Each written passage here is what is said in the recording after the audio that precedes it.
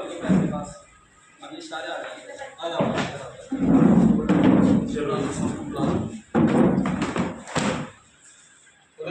बुलाएंगे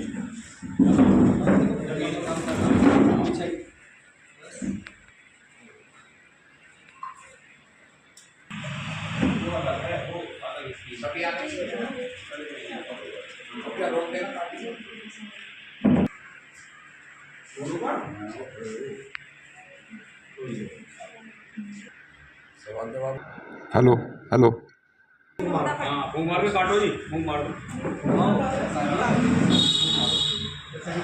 आ जाओ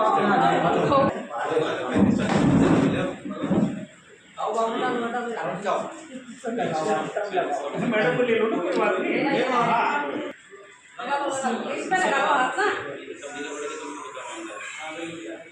संगठन जिंदाबाद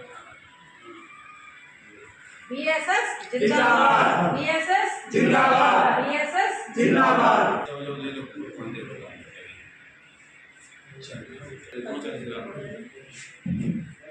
देशवासियों को नमो बुद्धाय, सभी साथियों को नमो बुद्धाय, जय भीम।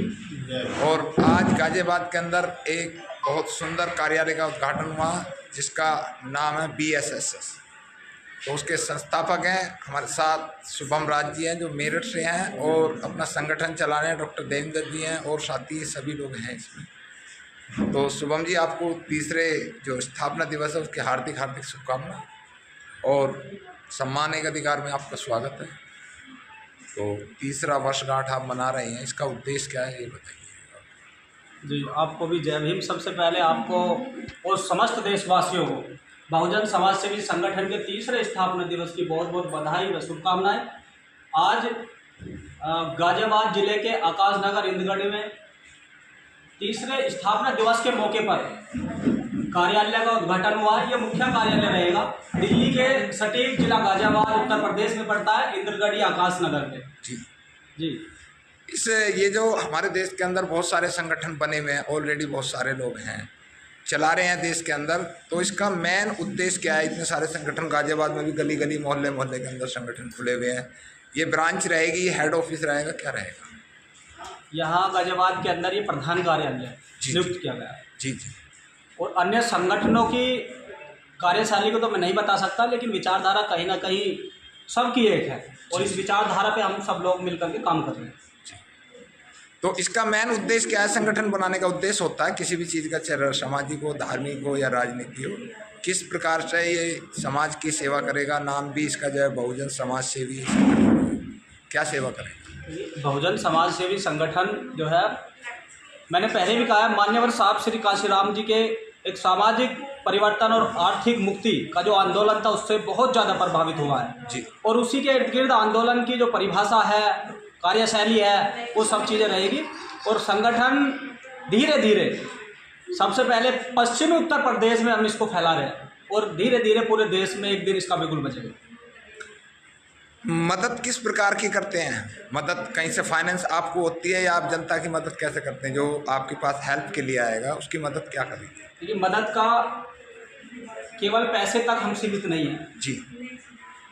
चाहे तमाम तरह के मुद्दे, बच्चों के दुष्कर्म के मामले आते हैं सामने, जातिवाद की पीड़ा और धर्मवाद की पीड़ा और तमाम ऐसे मुद्दे, ऐसी पीड़ाएं हमारे सामने आती रहती है। जितना संगठन से हो पाता है, जितने कार्यकर्ता हमारे, क्योंकि आप जानते हो जो एक अच्छे लेवल पे जो समाज के लोग, बहुजन समाज के लोग पहुंच गए, उसका मुश्किल से 5% भी सामाजिक मूवमेंट में नहीं जुड़ पा रहा है। तो इस मूवमेंट को गरीब लोग चला रहे हैं और वहीं से थोड़ी थोड़ी फाइनेंशियल मदद मिलती है जिसके माध्यम से हम सेवा करते हैं। संगठन रजिस्टर्ड करा लिया आपने? अभी नहीं कराया? नहीं, संगठन रजिस्टर्ड नहीं है, अराजनीतिक है और मेरा ये मानना है कि ये रजिस्टर्ड मैं भविष्य में भी नहीं करूँगा, ना ही कोई पार्टी बनाऊंगा। जी जी। अभी देश के अंदर आपने मेरठ के अंदर भी बहुत बढ़ चढ़ कर हिस्सा लिया। पूरे देश के युवाओं ने, सामाजिक संगठनों ने, राजनीतिक संगठनों ने, आम आदमी ने, जो 21 अगस्त का भारत बंद बुलाया गया था, तो इसमें सभी लोगों ने बढ़ चढ़ कर हिस्सा लिया, उसकी भी शुभकामनाएं हैं। तो आपका क्या भूमिका रही इसमें? देखिए, आंदोलन जो मेरठ के अंदर था जी जी, उसमें बढ़ चढ़ करके बीएसएस ने भी हिस्सा लिया। सैकड़ों की तादाद में बीएसएस के कार्यकर्ता, मैं खुद नेतृत्व कर रहा था संगठन का, और पूरे देश में, देश के कई जिलों में बीएसएस के कार्यकर्ता थे। आंदोलन जितना सफल होना था, हो सकता उतना सफल ना रहा हो, लेकिन फिर भी मेरठ के अंदर, गाजियाबाद के अंदर, पश्चिमी उत्तर प्रदेश के कई जिलों में हमने बहुत ज़्यादा प्रभाव देखा। अब समस्या हमारे समाज की एक आती है, बहुत बड़ी परेशानी है, खासकर SC/ST के अंदर, कि हम लोग संगठन बनाते हैं, 2 कदम चलते हैं, तीसरे कदम नष्ट हो जाते हैं। वो क्यों?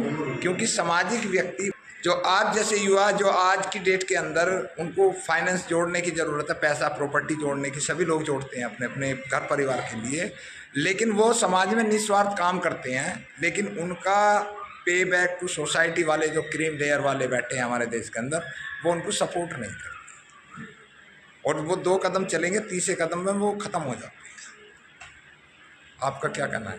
देखिए, इसमें मेरा ये कहना है, आंदोलन से ही मैं एक उदाहरण नया दे सकता हूँ आपको। 21 अगस्त को एक बड़ा आंदोलन हुआ, उसमें सबसे ज़्यादा नकार और निकम्मे मेरा पढ़ लिख करके जो नौकरी पे बैठा समाज। जी। हम MLA और MP को तो कोसते हैं, साथ में मैंने उनको भी देखा। हाँ जी। दर्जनों से ज़्यादा ऐसे लोगों पर कॉल किया, फ़ोन कॉल किया, मेरे अपने हो सकता हो, मेरे रिश्तेदार हो, उनकी मना तो नहीं होती, लेकिन हाँ भी नहीं होती।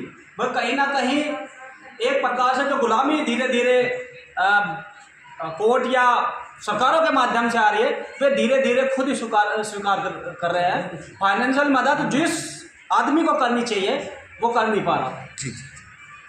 डॉक्टर साहब, नमो बुदाय, जय भीम। जय भीम साहब। ठीक ठाक हैं? हाँ जी, ठीक है जी। और आपके सम्मान, एक अधिकार को, हमारा ये 30वीं वर्ष स्थापना दिवस है, उसकी तरफ से आप लोगों को हार्दिक बधाई। जी, सभी को हमारी तरफ से, पूरी टीम को बधाई है। डॉक्टर साहब, आपके क्षेत्र के अंदर शिक्षा का स्तर गिरा हुआ है गांव के अंदर, और बाबा साहब डॉक्टर अम्बेडकर एक बात कहते हैं कि मेरे संघर्ष का फ़ायदा शहर के लोगों ने तो उठा लिया, लेकिन मेरी आवाज़ जो गांव-गांव जानी चाहिए थी, वो गांव-गांव नहीं पहुंची। उसे कैसे पहुंचाएंगे? क्योंकि आप पेशे से टीचर भी हैं, आप डॉक्टर भी हैं, आपका संगठन भी चल रहा है, तो उस आवाज़ को कैसे पहुंचाएंगे?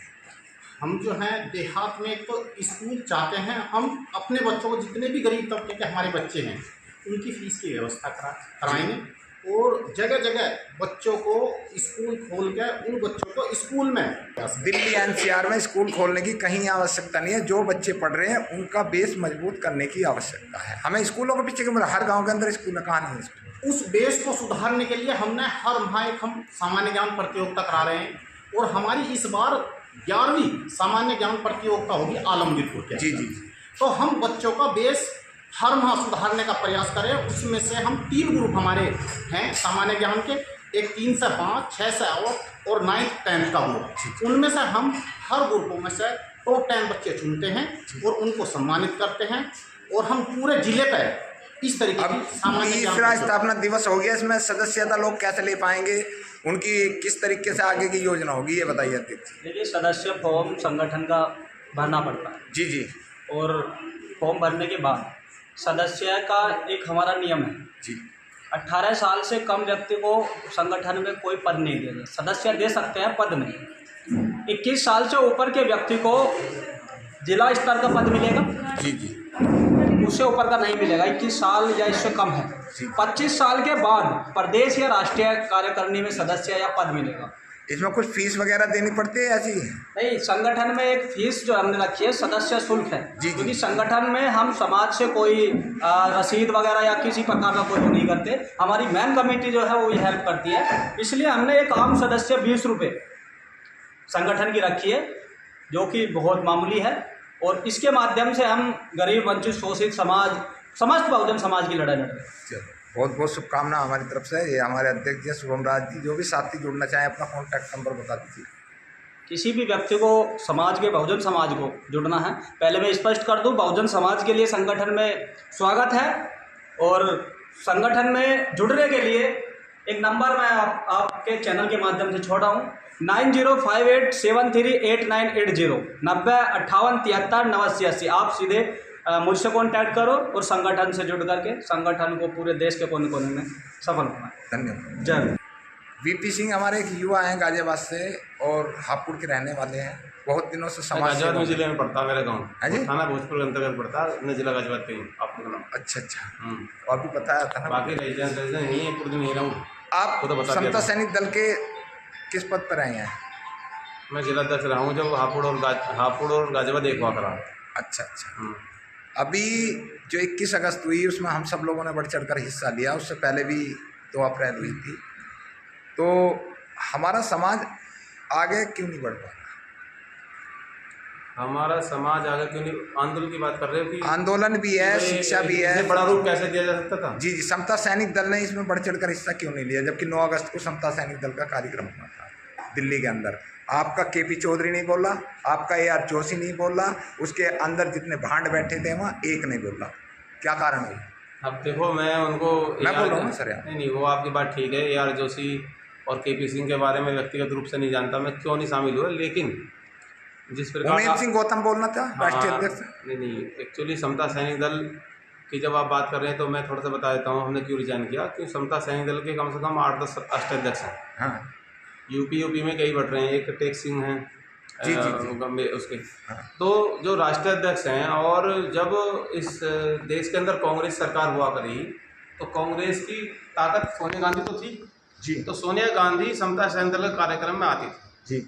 तो मैं मानता हूँ देश की ताकत में उनका समता सैनिक दल का अपना योगदान था, और समता सैनिक दल बहुत अच्छी तरह से काम कर रहा था। लेकिन आपस में गुटबाजी के चलते, मैं इतना ही बोलूँगा, ज़्यादा बोलूँगा तो मेरी इतनी कैपेसिटी नहीं है। अब क्या कर रहे हैं? अब आप समाज में युवाओं के लिए क्या कर रहे हैं? आप भी समाज सेवी हैं और काफ़ी दिन से मैं जानता भी हूँ। मैं यही कहना चाह रहा हूँ कि जो 21 अगस्त के बारे में बोलूँगा, 21 अगस्त 2024 में जो भारत बंद का आंदोलन समाज के लोगों द्वारा किया गया था, और इसी रूप को थोड़ा जो कम हुआ है, इस रूप को बड़ा किया जा सकता था यदि कोई बेसिक के जितने टीचर हैं, लाखों टीचर हमारे डिपार्टमेंट, बेसिक डिपार्टमेंट में SC, खासकर SC वर्ग के ज़्यादा 70% टीचर हैं जी जी। और वो चाहते सामूहिक रूप से सरकार से छुट्टी लेते तो मैं कहता वो डिपार्टमेंट हिल जाता, प्रदेश सरकार हिल जाती।